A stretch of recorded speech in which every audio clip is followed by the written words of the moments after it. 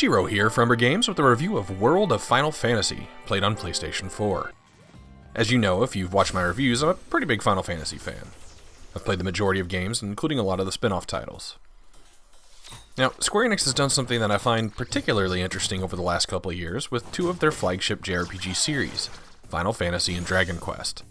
First, we had Dragon Quest Heroes, The World Tree's Woe and The Blight Below, which blended this series with the long-running Dynasty Warriors, adding hack-and-slash action with Dragon Quest elements. Next, we got Final Fantasy Explorers on 3DS, which was an attempt to capture some of Capcom's Monster Hunter market, hunting down creatures on quests and gaining power through crafting new equipment. In October 2016, we received Dragon Quest Builders in the West, which takes the building and crafting elements from Minecraft and blends it into an action RPG. And finally, we come to World of Final Fantasy, a turn-based JRPG with very familiar Pokemon-like elements, with capturing creatures and trying to imprison them all. World of Final Fantasy opens on a ghost town of what appears to be a modern-like civilization, with our hero Lon hurrying to his job at the local coffee shop. Later, his twin sister Rain enters, and they begin discussing how odd it is that everyone has disappeared. The small fox-like creature Tama, with an obsession with the word "the," explains that they were both once Mirage Keepers that had forgotten their memories, and if they traveled the world of Grimoire recapturing the Mirages, they would be able to find their family again.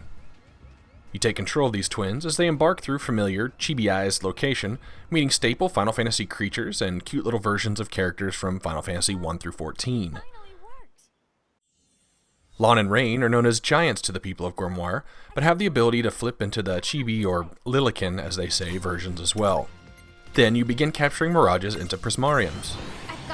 Mirages come in 4 sizes: small, medium, large, and extra large. While Lon and Rain are in giant form, they are considered large, and in Lilican form they're medium. As you capture Mirages, you can build stacks of 1 small, 1 medium, and 1 large for both of the twins. While stacked, that character can use all the abilities, and all elemental and status resistances as well as basic stats are calculated together to produce one functional character.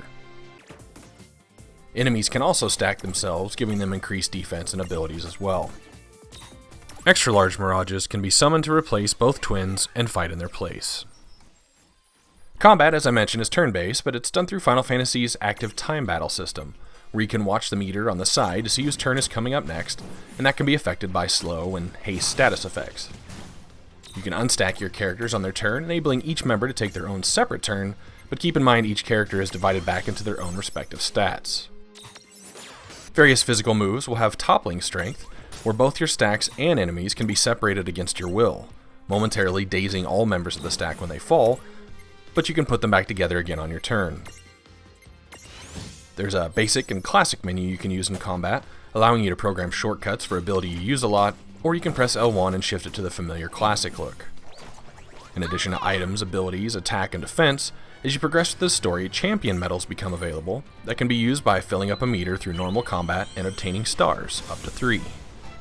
Then, like a true Final Fantasy summon, you can watch footage of your favorite characters performing over-the-top special moves to destroy enemies and or heal the party. Now, World of Final Fantasy is a game that you'll find yourself allowing the auto-battle to kick in, turned on and off by the touchpad button, and even has a fast-forward button of R1 to speed up some of the more monotonous encounters. Mirages are captured by triggering them into an imprisonable state.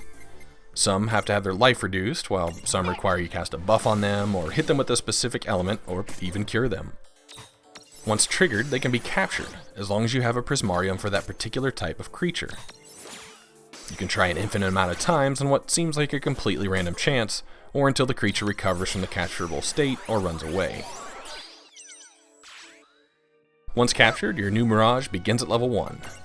For each level up, a Mirage is awarded with an SP, with which they can move around the Mirage board, gaining new abilities and bonuses to stats.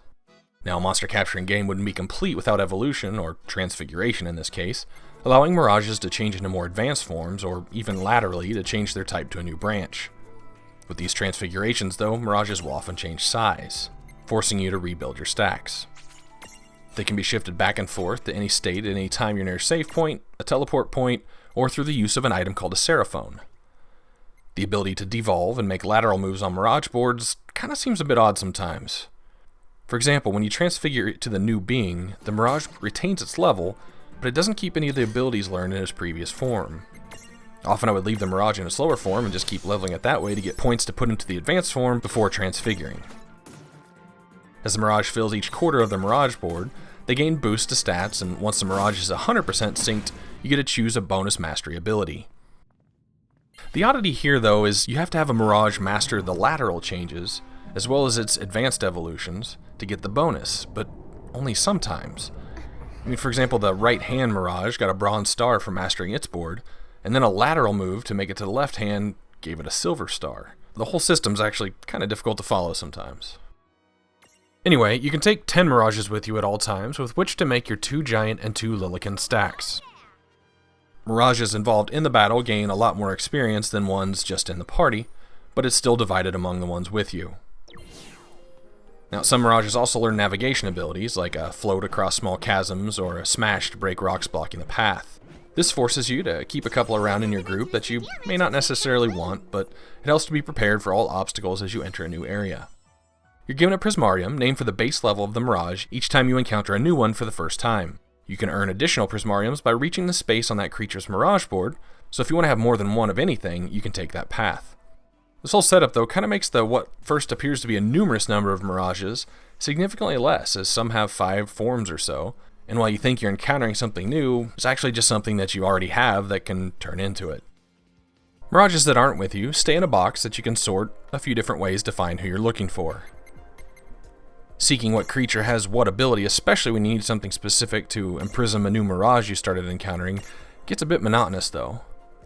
You can access a book of Mirages in the Twins room to scroll through them, but still searching for an ability that one of the creatures has is a bit of a slow process. Now, the Twins themselves don't have equipment and only gain strength through leveling up. As you gain levels and or find secret items, you can open Mirageual slots that give them abilities and stat bonuses, as well as increased resistances. New Mirageuals can be found in treasure chests or unlocked from Mirage boards. World of Final Fantasy takes the Final Fantasy X approach for most of its world navigation. A lot of areas are connected to other areas, but sometimes from continent to continent you'll travel through a cutscene that makes it impossible to physically travel back to where you came from. There are exit doors, usually 2 to an area, one of them usually one way, that will take you back to the ghost town of Nine Hills from where the Twins first began. The door there functions as a teleporter, allowing you to choose your destination from a list of previously visited areas. You will find an exclamation mark on the list showing you where to go next to proceed on the main quest. Battles are initiated randomly as you move through the map, with bosses and special fights being the only avatars that will appear. The minimap can't be stopped from spinning and doesn't have a compass on it, but you can click the touchpad and access the full map at any given time. There's quite a bit of side content to be discovered in World of Final Fantasy, the first of which are called Merc Rifts. In each dungeon area, there's a floating cube with a monster with glowing eyes inside. Often they'll be slightly above your level, making it difficult to battle at the time, having you return later. These will often contain rare Mirages, or an early place to find ones that are otherwise down the road. Next, we have the Girl Who Forgot Her Name. In addition to selling you champion medals, you can also purchase intervention missions, which shows you storyline of some of the Final Fantasy characters in the world, and lets you fight a critical battle for them in the past, present, or future, opening up new Mirages that you can't get elsewhere, and also several items.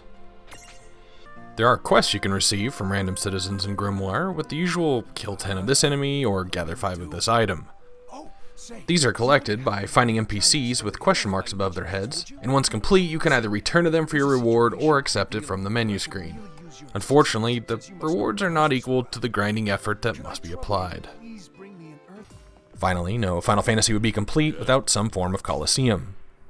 In World of Final Fantasy, you can choose from a list of pre-constructed encounters in the Colosseum in order to receive items, but you don't gain any experience. This does allow you to maybe nab some Mirages that you may have missed, though. There's also a brief narrative that emerges as you work your way through the Colosseum as well. No Final Fantasy would also be complete without the presence of an airship, but World of Final Fantasies is actually a little bit of a disappointment, as you get it in in-game, and its only purpose is to try to find hidden content. But you have to move it around on a zoomed-in map with some serious depth perception issues. While I could see that they kinda aimed for an appeal to a younger crowd with World of Final Fantasy, I'm not ashamed to admit I love a good creature capturing game.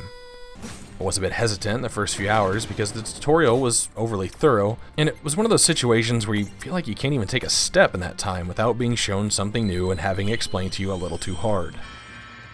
The dialogue can be childish at times, but it's overall well written and even had me laughing out loud here and there. While the game is cutesy and fun, don't be fooled. As a lot of the core series games do, this game does take a few dark turns, and also provides paths to a couple alternate endings. There are some in-engine cutscenes, but there are splices of anime-style moments throughout, which kind of felt like a hard shift. I understand there's probably some budget issues making more and more companies turn to this, and you either like it or you don't. Yeah, it's a good thing. I did have someone ask me if it was necessary to be steeped in the Final Fantasy lore to enjoy this game. Well, it definitely enriches the experience as you encounter characters you haven't seen in years. There's enough strategy in the combat system that it doesn't matter if you're stacking creatures you recognize or not. While I found myself immediately knowing what some creatures were weak to, elementally speaking, the Libra spell, once cast on a particular Mirage, can be accessed by pressing the option button while in battle, quickly and easily showing you the weaknesses and strengths of that enemy you're confronting. I started out the game being very thorough, possibly working towards a platinum trophy, but later discovered one of the trophies was opening every treasure chest in the game. While the map will show you which Mirages in an area you have left to catch, it will not show you remaining chests. So finding that needle in the haystack was time I just didn't care to invest. Even with a partially thorough playthrough though, I spent a little over 40 hours with World of Final Fantasy, and it felt worth the time. So, with quite a bit of extra content, a vast world with diverse enemies, a decent amount of strategy in the turn-based but sometimes repetitive combat, a story aimed slightly towards the youngin' with multiple endings, and a slow tutorial-heavy start, but a good amount of nostalgia for the veterans, rated as a turn-based role-playing game, World of Final Fantasy lands at 70 out of 100 on my 1 to 100 scale, with 50 being average. This is Jiro for Umbra Games. Thanks for watching. Thanks goes out to all my subscribers that continue to watch these reviews. You know where the button is if you'd like to join, and I always welcome comments below or hit me up on Twitter @Umbra Games.